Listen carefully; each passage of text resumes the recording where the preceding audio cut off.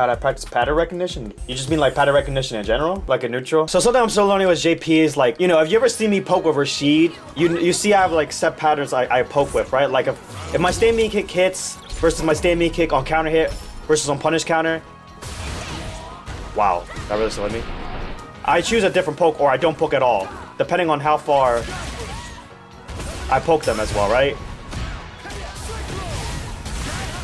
It'd probably be best if I showcase it than explaining it. So what I'm referring to as to the guy. First off, I like try to make my strings quote unquote guaranteed. Actually, Kimberly's perfect for this. If you don't have a good move that's good, you're likely to press +6, 13 frames, so a 7 frame gap on hit, on regular hit, then I'm willing to do something like this, especially if it's counter hit. So I kind of flowchart my pokes to make sure no matter what, even if you do press on hit, I'm gonna counter hit you again, right? But then there's like, if I hit you with this, it's -1 on hit. There are times I do have to wait, right? There are times I'll like at first, I'll do this on regular hit and then I'll wait because it's -1. Then I see what you're doing. If you like to backdash or something after getting hit by this, then I'll do like a charge 5 or something. If you like to jump, then I'll just keep waiting and near you. Well, some people like to poke even after this, but if I just wait here, they'll whiff. My layer 1 in this instance is me waiting, because, you know, I'm minus. But that layer 1 covers a lot of things anyways. It's about like putting yourself in the best position to make the whip punish or the anti-air easy for you. Now you may have to like guess sometimes, and of course we're human, sometimes you'll just guess wrong. I may think you're doing backdash, but then you happen to jump when I'm doing charge fireball. That happens. But like really pay attention to after every poke that you do, what they're gonna do. Whether it be on hit, on counter hit, on regular hit. Cause like even on counter hit sometimes, I'll do like something like this. Yes, it's only +1, and this is 8 frames, so it's still a 7 frame gap. But like, I don't know, something with Kimberly, I guess.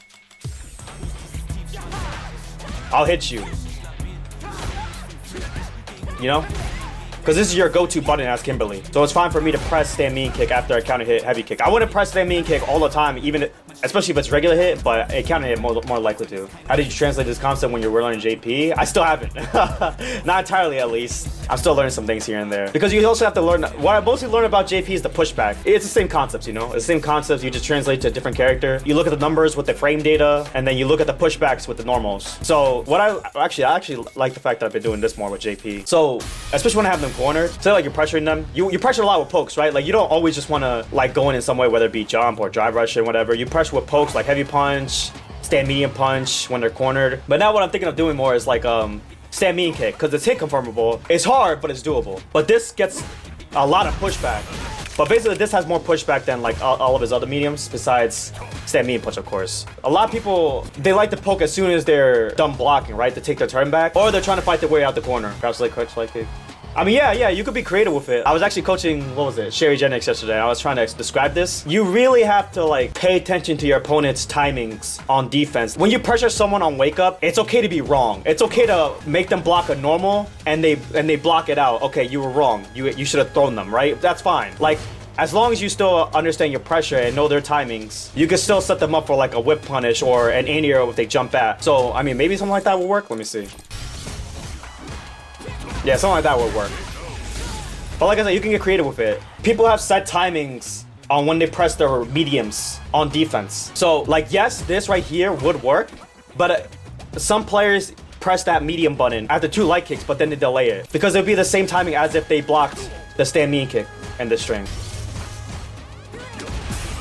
It'd be like, that's the same timing as if they block the medium and then they press the normal anyways, you know? It doesn't matter who you play, you really gotta pay attention to this. Like sometimes I'll press 1 jab and then walk back and then they whiff anyways. Sometimes I'll use stand light kick. If you watch some of my gameplay, y'all, you'll just see me use jabs and cornering them, not to get the conversion or anything off it, but just to pressure them. Like I'll use the pushback of these light buttons and just walk back. It's essentially a space trap, but it's not auto time like some people think when they hear space trap. But then, you know, that next layer happens, the next layer. That's when some people like start walking forward after they block something, right? You'll walk back and then they close the distance on you, right? So that's when you could do like, you could start pressing like 2 of them. If you think they're gonna overextend with a long start normal, or if you think they're gonna walk forward. Just make sure your hit conforms are on point. I'll show some examples too. So like someone like, truthfully, someone like DCQ, I actually have like a good read on when I'm pressuring him. So Like, this is me versus him at Combo Breaker, right?